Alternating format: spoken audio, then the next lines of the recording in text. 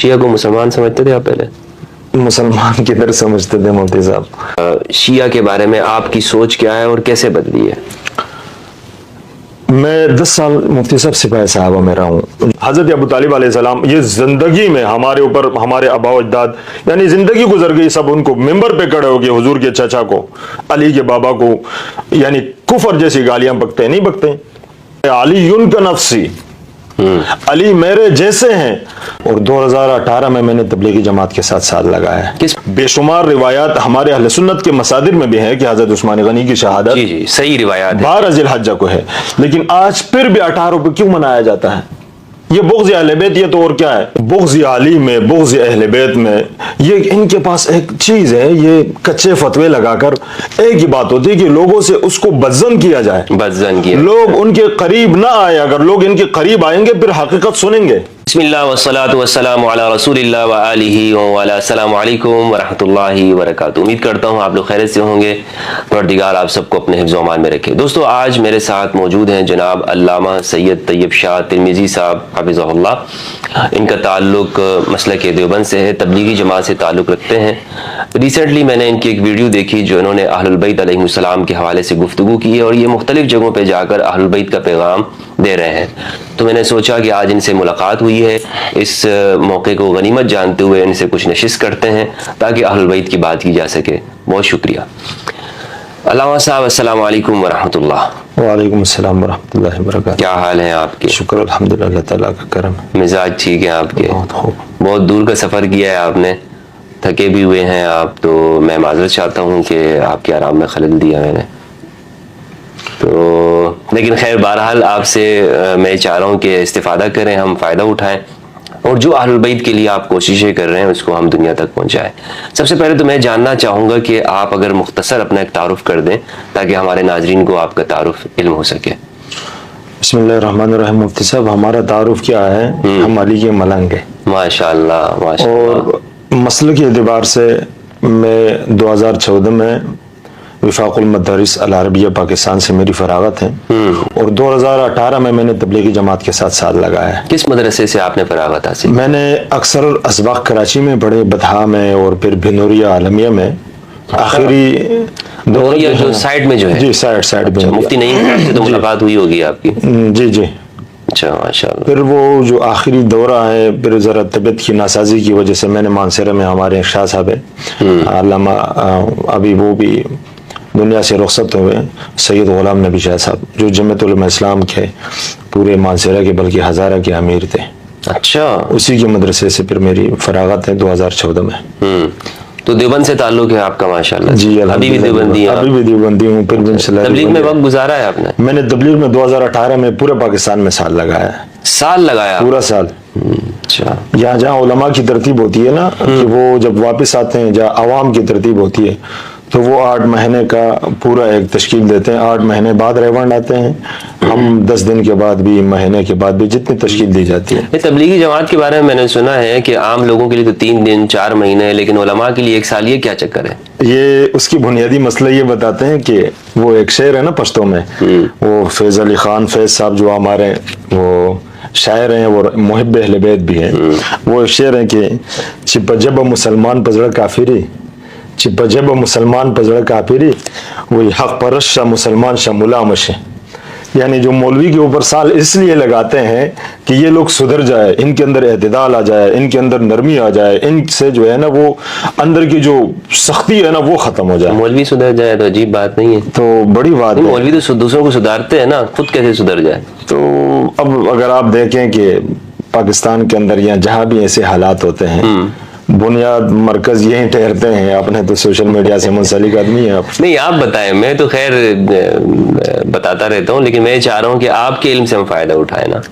اچھا تو ماشاءاللہ سے آپ نے دیوبند سے آپ نے فراغت حاصل کی ہے اور تبلیغ میں بھی وقت لگایا ہے. ابھی بھی الحمدللہ سروزہ جیسے وقت ملتا ہے لگاتے ہیں, شارٹ نہیں کرتے, مہینے میں 1 سروزہ ضرور لگاتے ہیں. جی الحمدللہ. اچھا تو یہ مجھے بتائیے گا کہ کیسے آپ نے تعلیم کے دوران میں کیسے اوقات آپ کے گزرے, اپنے اساتذہ کے بارے میں بتائیں, اپنی تعلیم کے بارے میں.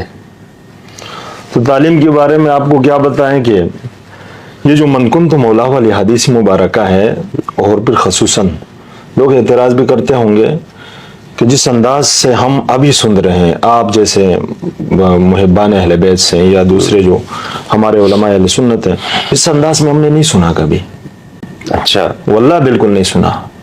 اب میں بھی حیران ہوں کہ شاید میں نے اس دن چھٹی کی تھی جس دن یہ سبق ہو رہا تھا، یا چلیں وقت کے ساتھ ساتھ حق ظاہر ہوتا ہے اور انشاءاللہ ہوتا رہے گا. اچھا. اور دوسرے ہمارے اساتذہ، جی فرمایا. جی ہماری اساتذہ کی ترتیب ہے، تو میں سمجھتا ہوں کہ جو شروع سے ایک ترتیب چلی آ رہی ہے، یعنی حق تلاش کرنے کو آپ کو موقع نہیں دیا جائے گا. جو بزرگ نے فرمایا وہی حق ہے. اس سے آگے پیچھے ہو گئے آپ بے ادب ہو گئے ہیں، آپ جو ہے نا شیعہ بھی ہو گئے ہیں، آپ بریلوی، پتہ نہیں آپ مسلک سے ہی نکل گئے. حالانکہ دلیل کے ساتھ آپ نے کسی بات کو کرنا یہ آپ کا حق بنتا ہے.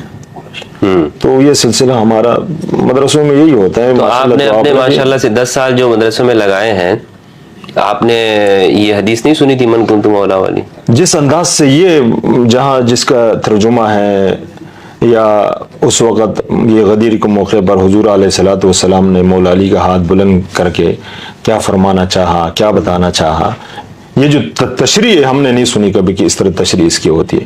کیا تشریح کیا سنی ہے آپ نے اگر سنی؟ تو وہ فارسی کے ایک شعر ہے نا کہ فرمود مصطفیٰ بمقامی غدیر خم مولائے غلامان محمد علی علی آساقی کوثر کے بفیضان نبوت مخمور دو چشمان محمد علی علی.